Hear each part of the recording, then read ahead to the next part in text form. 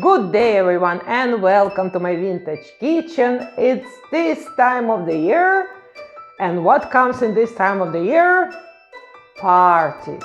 In this video I'm gonna share with you my basic party planning tips so you always can have your ideal party without breaking your bank or without having nervous breakdown. Watch this video until the end and your party is always gonna be a great success. If you haven't subscribed to my video, do it now. And we go without further ado to tip number 1. Where do we start our party? We all know this one hostess who always throwing the best parties ever. What's her secret? Planning. With a good planning, with practical menu and a good group of people, you always can have a great party. Tip number 1. Good group of people. Every time I start my party, I take a piece of paper and I write down who I want to invite. This is not as simple as you think, guys, because if you have people who don't like each other, your grandmother doesn't like your husband, or you have this one friend who is getting drunk all the time and looking for trouble, your party never gonna be a success. So when you put in the list of your people, think, do you really want to invite all of them? After you finish your list, the questions you should ask yourself: is my house big enough for this amount of people? Can I entertain that much people? Can I cook for this much people? Or I should order some help? After you answer all these questions, yes, the next thing you do invitation, party invitation. I'm gonna leave in this video lots of useful links for you guys. It's not advertising, also I wish it would be. You do your invitation. In this invitation, you should include the reason for the party, the date of the party, the time of the party, your address, the dress code, and what you want your guests to bring if you do want them to bring something. Why do I like electronic invitations instead of calling people? Because people are busy nowadays and they might forget the date. I do it all the time. They might forget the time when you invited them. So when they have this electronic invitation on their WhatsApp, on their email, they always can go back and check without bothering you, calling you back with all these questions. The tip number 2, after we planned our guests and we decided we do want a party, what comes to our mind? It's a menu. What we're gonna cook for our guests or what we're gonna order for our guests. By the way, if you're ordering food for your party, make sure, I don't know how in other countries, but make sure in Toronto you do it in November. If you want, because caterers are so busy and it's a big chance you won't be able to find a good, reasonably priced caterer in December, somewhere close to party. The rule number 1, when you're planning your menu for the big party, never ever cook anything you never tried before. Recipe might be looks easy for you, but believe my experience, sometimes there's lots of unpleasant surprises. It takes longer than you would think it is. It doesn't taste by the end as good as you thought it's gonna be. So never cook anything you didn't try before your party. So if you have this one masterpiece dish, but it takes too much time and too much effort, don't make it for the big party. Keep it for the small gathering with a couple friends. Next, think about the menu, your guests' eating habits. I am lucky, all my guests, I know them from 20 to 30 years. I know what they eat, I know what they like, so it's easy for my part. I'm not making the full table for one guest preferences, but I always go around it and think, okay, he needs to eat, if he cannot eat this salad, he can eat that salad. So everybody is happy. After all, we're making these parties for our friends. We want everybody to be happy and joyful. When you plan your menu, you should think, am I doing it expensive but easy for myself, or I'm doing it on budget and I will have to work a little bit more? Why? Very easy. You open foie gras can, you slice it, and you have your perfect appetizer. But foie gras can, it's very expensive today, and go find it. But you can make a chicken pate. It's very cheap option, but you have to make it by yourself. Cheese plate, it's an amazing appetizer. Everybody loves it. You just open your cheeses and you put them on a cheese board. You arrange it nicely. But the good cheese is very expensive nowadays. So when you're planning appetizer, you maybe instead of cheese board, you do the cheese ball. I will include a perfect couple recipes in description so you guys can check it, like budget versions of appetizers. After you plan your menu, you take your recipes and do the list what you need to buy. I really suggesting some of the stuffs you can buy it way ahead of the time, like for example frozen shrimp rings. You can buy them even in October. Some canned tuna or some cans you're gonna use in your Christmas table. Buy it like October, November, so when you come to your final shopping for your Christmas party, it's not gonna be as expensive as it could be. After the food, what comes to our mind for the perfect party? Alcohol. Yes, we're not those people who doesn't drink. I don't know anybody who doesn't drink. Maybe it's just me. Maybe you guys have a different company, different crowd. But alcohol is important for the party. So in our circle, in our tradition, and I know Italians do the same way, people come with their own bottles, which is fine.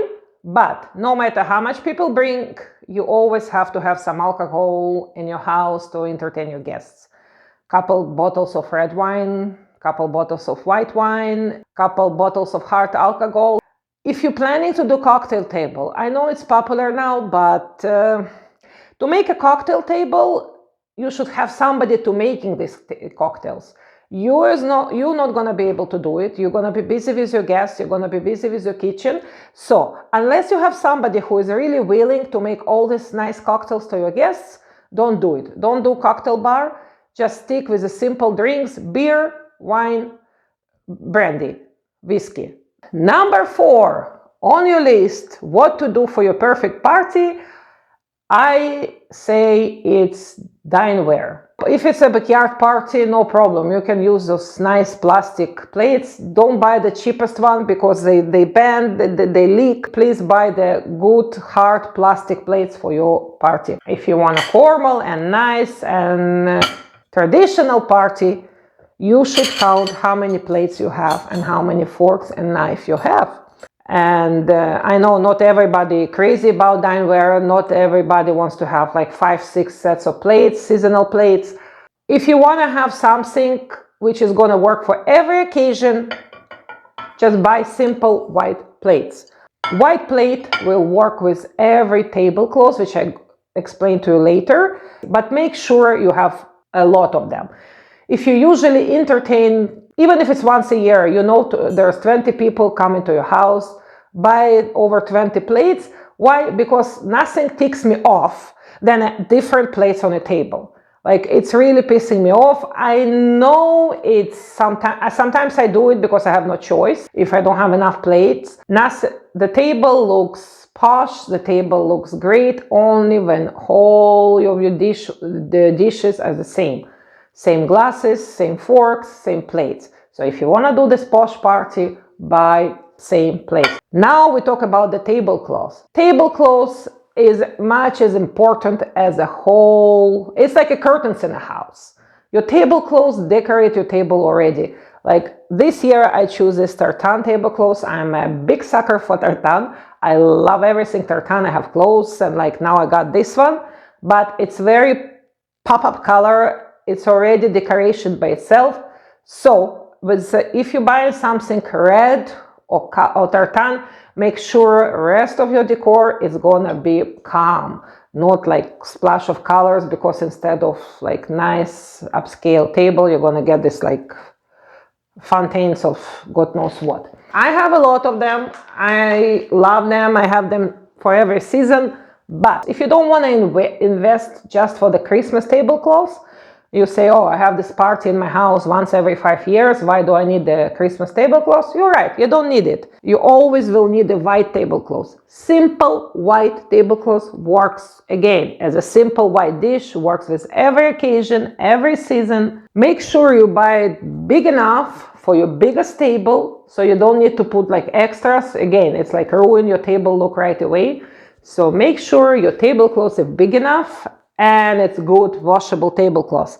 Always, always put underpad under your tablecloths.